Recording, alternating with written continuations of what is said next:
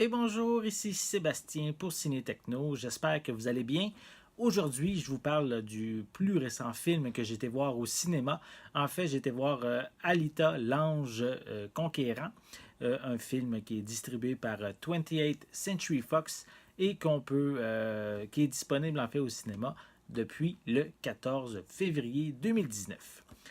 En fait, cette histoire se conte, cette aventure fantastique, c'est une adaptation d'un manga qui s'appelle, je crois bien, Guns, qu'on dit, Gum, je ne suis pas certain de la prononciation. C'est une histoire qui a été faite par Yukito Kishiro. Et en fait, au début des années 2000, James Cameron a vraiment aimé cette histoire-là, a décidé d'en acheter les droits. Et mais avec le temps, il a fait le film Avatar. Et là, il est encore en train de travailler sur les suites. Donc, il n'a pas eu le temps de réaliser le film. Et c'est pour ça qu'il a décidé de donner les rênes du long métrage à son ami, en fait, qui est Robert Rodriguez. En fait, on connaît ce réalisateur pour, exemple, des films comme Sin City ou Machete, qui a fait aussi plus récemment.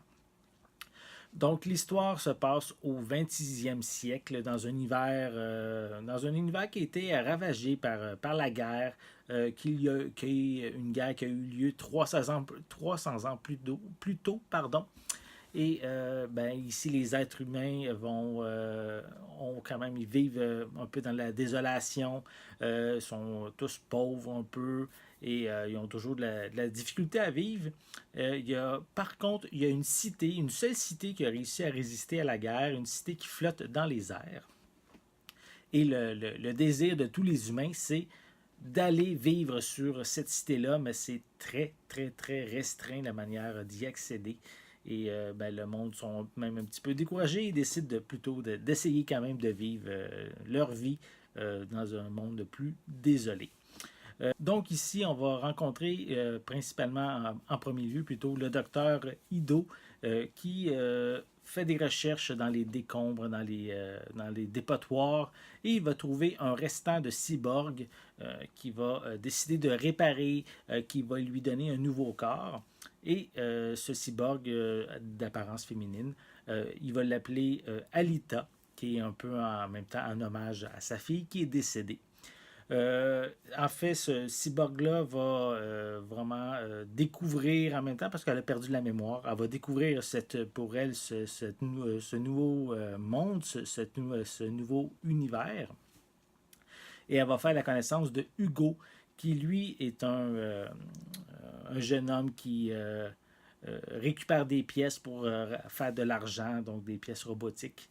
Et ça va amener Alita à découvrir ce monde quand même assez dangereux. Et plus elle va s'aventurer dans ce monde-là, plus elle va découvrir euh, genre des capacités qu'elle n'avait pas auparavant. Et je vais vous laisser quand même découvrir comment tout ça va arriver. Euh, c'est vraiment une histoire que j'ai vraiment beaucoup aimé. Je suis pas vraiment un amateur de manga, j'en ai jamais lu, j'ai jamais lu non plus l'histoire originale de Alita. Et ben, j'ai vraiment aimé l'histoire en tant que telle, en tant que film lui-même. Euh, c'est une histoire qui réussit à captiver le spectateur. C'est vraiment ici, premièrement, l'introduction est très intéressante. Les personnages aussi sont bien développés au début. Et aussi le fait de découvrir ce monde dystopique est vraiment très intéressant à découvrir. Il est riche en informations. Et même l'ensemble du film ne nous dévoile pas tout ce qu'on peut découvrir dans cet univers-là. Donc, ça vient très intéressant. On a par contre un côté relation amoureuse qui va arriver entre Alita et Hugo. Ce côté-là, c'est peut-être moins intéressant dans le sens qu'il me semble que la connexion ne se fait pas aussi bien que je pensais en tant que spectateur quand on voit ces deux personnages-là. Ça, peut-être de chaque côté, quand ils sont seuls, ça va bien. Mais quand ils sont vraiment la relation amoureuse qui se développe, ça m'a plus ou moins intéressé. Je trouve mal amené. On sent pas vraiment une chimie de ce côté-là. Par contre, le scénario, il compense vraiment par beaucoup de scènes d'action qui sont vraiment très intéressantes, sont très fluides. On a aussi pas trop de changements de caméra qu'on peut voir dans certains films. Là. Donc, on prend le temps de voir une séquence, on passe à un autre plan de caméra. C'est pas à chaque seconde un nouveau plan de caméra qui vient que des fois, ça peut arriver. J'ai déjà vu ça dans certains films. Quand c'est trop rapide, on perd le fil, puis on ne voit plus rien. Tandis que là, on prend le temps de vraiment découvrir les images qu'on nous présente. C'est vraiment très beau. Oui, on a aussi un film ici qui est très rythmé. Ça peut être du début jusqu'à la fin. Là, c'est vraiment très bien présenté. On prend le temps de tout amener. Il n'y a pas de longueur. J'ai trouvé les 2 heures du film qui a passé vraiment très vite et ça vaut vraiment la peine d'être vu. Surtout, la grande qualité de ce film-là, c'est ses effets numériques, ses effets spéciaux qui sont vraiment euh, excellents, vraiment, on dirait une coche supplémentaire qu'on vient de traverser ici. C'est superbe visuellement, c'est très bien intégré entre toutes les images synthétiques, numériques, pardon, et les séquences avec des vrais acteurs. C'est vraiment très bien intégré. Il y a beaucoup des humains avec des pièces robotiques. Exemple, ils sont fait couper un bras, mais ils vont avoir un robot, un bras mécanique. Et tout ça est vraiment bien intégré, très intéressant à voir. L'environnement aussi est superbe. On n'est pas toujours dans des endroits clos. On voit vraiment des séquences avec des grands paysages au loin et tout. C'est très, très beau de ce côté-là. On peut dire aussi là, au niveau de la capture de mouvement, les textures aussi sont bien réalisées, bien présentées. Euh, on regarde partout à l'écran tellement tout ce qu'on a à voir, c'est vraiment beau. Ça vaut la peine de le voir sur grand écran, ce genre de film-là.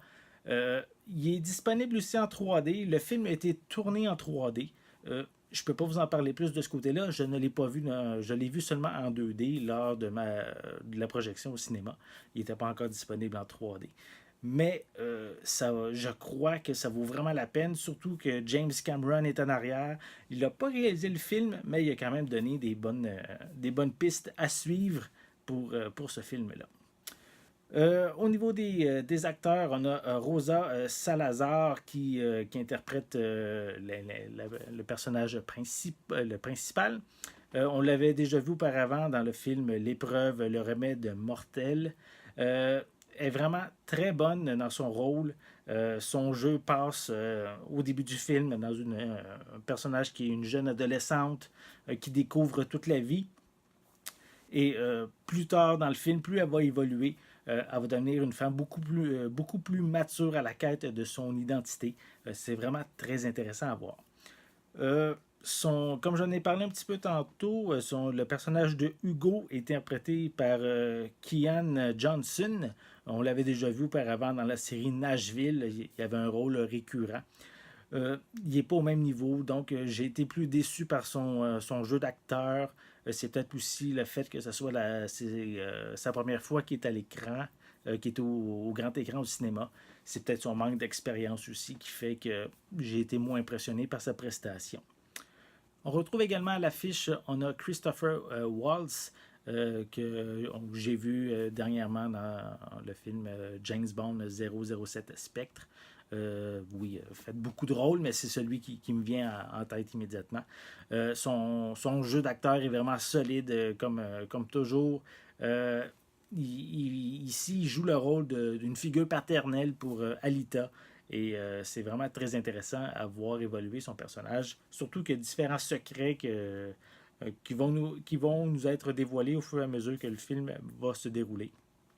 Et ça en devient un personnage très intéressant également à suivre.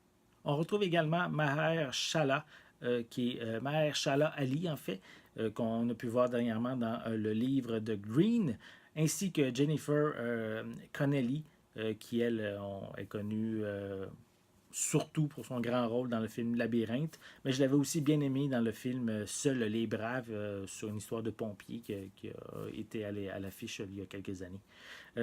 Ces deux acteurs-là interprètent premièrement Victor, qui est, on pourrait dire, le méchant principal de l'histoire.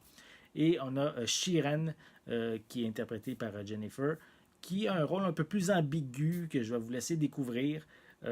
Ça reste quand même que ces deux personnages qui manquent peut-être de visibilité lors du film. Je pense qu'on aurait eu besoin de scènes supplémentaires avec eux pour mieux les développer. Ça n'empêche pas que ça en fait des personnages intéressants, mais il manque de contenu un petit peu pour ces deux personnages-là. En gros, il y a plusieurs éléments ici avec ce film-là qui ont été mis en place en fait pour, je crois, en faire une franchise. Donc, on en divulgue beaucoup sur cet univers-là, mais je sens qu'il y a beaucoup d'autres choses qui peuvent être exploitées, développées, expliquées. Et je trouve que cette aventure fantastique-là est vraiment intéressante. Elle m'a conquis. J'ai vraiment envie d'en découvrir plus. Et j'espère vraiment qu'une suite va voir le jour. Donc, j'espère que vous allez aller le voir au cinéma pour que le film ait justement le succès qu'il mérite et qu'on ne nous laisse pas avec un film, une histoire plutôt inachevée. J'espère vraiment qu'une suite va voir le jour. Je lui donne pour conclure une note de 8 sur 10. Donc vraiment une belle histoire.